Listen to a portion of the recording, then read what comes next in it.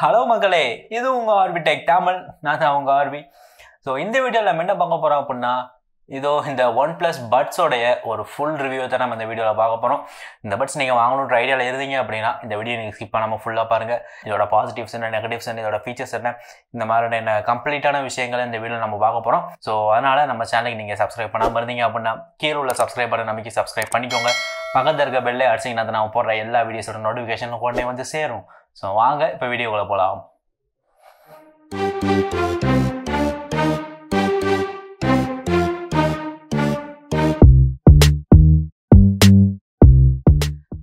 So இப்போ first இந்த ஹெட்செட்டோட unboxing அப்படின்னு பார்த்தோம் அப்படின்னா எதுவும் பெருசாக இல்லை. வழக்கமான பாக்ஸ், அப்புறம் இந்த ஹெட்செட், இதோட அந்த சார்ஜிங் கேபிள், அப்புறம் சில இன்ஃபர்மேஷன் லீஃப்லெட்ஸ், இவ்வளோ தான் இருக்குது. இப்போ அடுத்து இந்த ஹெட்செட்டை நம்ம கையில் எடுத்தோம் அப்படின்னா கிட்டத்தட்ட ஒரு சின்ன கூழாங்கலை கையில் பிடிச்ச மாதிரி தான் இருக்குது.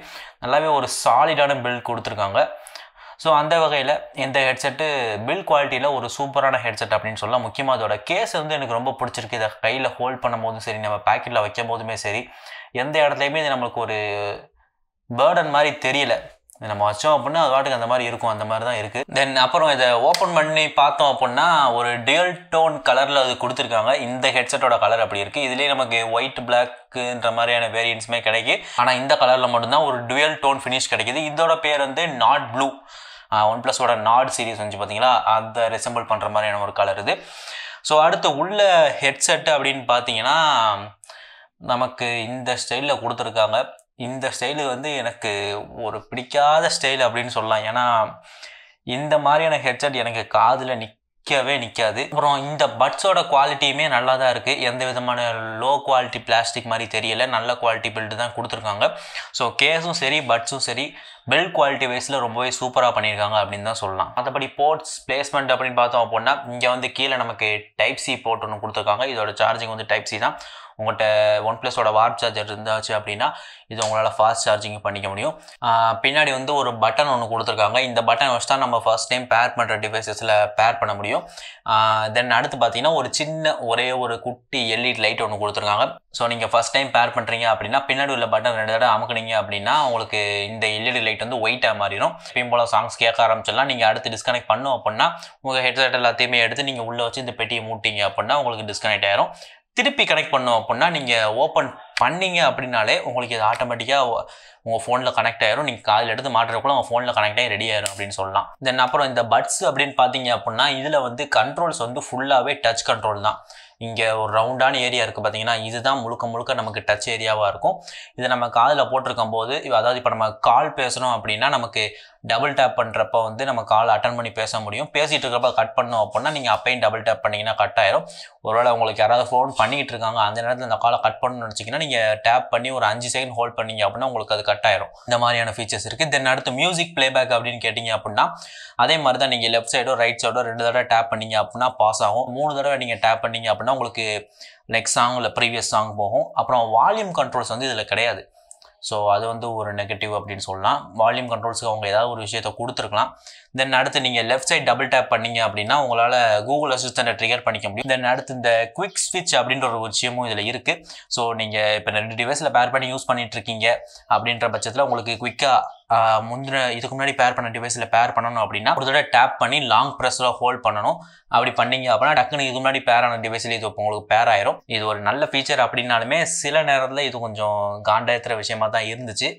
அதை பற்றி நான் நெகட்டிவ்ஸ் சொல்கிறேன். தென் அது மட்டும் இல்லாமல் நீங்கள் ஏதாவது சாங்ஸ் கேட்டுட்டு இருந்தீங்க அப்படின்னா நீங்கள் ஒரு இயர்பட்டை எடுத்தீங்க அப்படின்னா உங்களுக்கு சாங் வந்து ஆட்டோமேட்டிக்காக கட் ஆயிரும், அதாவது பாஸ் ஆயிரும்.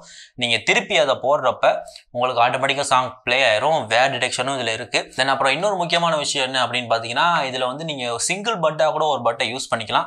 நீங்கள் 2ஆக தான் யூஸ் பண்ணணுன்ற அவசியம் கிடையாது. ஸோ இது வந்து ஒரு சூப்பரான விஷயம் அப்படின்னு சொல்லலாம். நம்ம ஏதாவது வெளியே எங்கேயோ உட்காந்துட்டு இருக்கோம், நமக்கு வெளியே அனௌன்ஸ்மெண்ட்டையும் கேட்கணும் அப்படின்ற மாதிரியான விஷயத்தில் இது வந்து ரொம்பவே ஹெல்ப்ஃபுல்லாக இருக்கும் அப்படின்னு சொல்லலாம். நீங்கள் ஒரு பட்டனை மட்டும் யூஸ் பண்ணிட்டு அதை மட்டும் நீங்கள் பேர் பண்ணிக்கலாம். நீங்கள் அடுத்து திடீர்னு 2யுமே பேர் பண்ணணும் அப்படின்னாலுமே நீங்கள் இன்னொரு பட்டன் எடுத்து இன்னொரு காலில் போட்டிங்க அப்படின்னா 2மே உங்களுக்கு சிங்க் ஆகி உங்களுக்கு ஸ்டீரியோ எஃபெக்ட் கிடைக்க ஆரம்பிச்சிடும். ஸோ அந்த வகையில் இந்த ஹெட்செட் ரொம்பவே சூப்பராக இருக்குது அப்படின்னு சொல்லலாம். தென் அடுத்து ஹெட்செட்டோட முக்கியமான மேட்டருக்கு வருவோம், அதோட சவுண்ட் குவாலிட்டி. ஸோ சவுண்ட் குவாலிட்டின்னு சொல்கிறப்ப இதில் வந்து ஒரு பேலன்ஸான டியூன் கிடையாது, ஒரு பேஸ் பூஸ்டான ஒரு டியூன் தான் இதில் எப்பயுமே இருக்குது. ஆனால் நான் முன்னாடி உங்களுக்கு போட்டிருந்த அந்த OnePlus Buds அந்த அளவுக்கு பேஸ் இருந்தாலுமே நம்மளால சின்ன சின்ன பீட்டையுமே இதில் நல்லாவே கேட்க முடியும். அந்த வகையில் இந்த ஹெட்செட் நல்லாவே இருக்குது அப்படின்னு சொல்லலாம். பேஸ் பிடிச்சவங்களுக்கு இது ஒரு சூப்பரான ஹெட்செட்டாக இருக்கும் அப்படின்னு சொல்லலாம். இதில் பேஸ் பூஸ்டர் டிஃபால்ட்டாகவே இருக்குது. தென் அது மட்டும் இல்லாமல் அந்த ஸ்டீரியோ செப்பரேஷனுமே இதில் நல்லா இருக்குது. லெஃப்ட் ரைட் சைடு மட்டும் இல்லாமல் உங்களுக்கு ஆடியோ எதுவும் ஃப்ரண்ட்லேயோ இல்லை பேக்லேயோ இல்லை சைட்லேயோ கேட்குற மாதிரியான விஷயங்கள் ஆடியோலாம் இருந்துச்சு அப்படின்னா அதுவும் உங்களுக்கு இது ரொம்பவே நல்லாவே செப்பரேட் பண்ணி காட்டுது அப்படின்னு சொல்லலாம். சவுண்ட் குவாலிட்டிலே இது ரொம்பவே சூப்பராக பெர்ஃபார்ம் பண்ணுது. தென் அப்புறம் பார்த்தீங்கன்னா கால் குவாலிட்டின்னு வர்றப்பையும் சரி, இதோட உள்ள மைக் நல்லாவே ஒர்க் ஆகுது அப்படின்னு சொல்லலாம். நான் பேசுகிறதும் சரி, அவங்க பேசுகிறதும் சரி நல்லாவே கிளியராகவே கேட்குது. தென் அப்புறம் பேட்டரி லைஃப்னு வர்றப்ப OnePlus இதில் கிட்டத்தட்ட 30 மணி நேரம் பேட்டரி வரும் அப்படின்னு சொல்லியிருக்காங்க. நீங்கள் ஒரு தடவை கால் எடுத்து போடனே அது 30 மணி நேரம் இருக்குமான்னு கேட்டிங்கன்னா அப்படி கிடையாது. ட்ரூலி வயர்லெஸை பொறுத்த வரைக்குமே எல்லா பிராண்டுமே அந்த மாதிரி கணக்கில் சொல்ல மாட்டாங்க.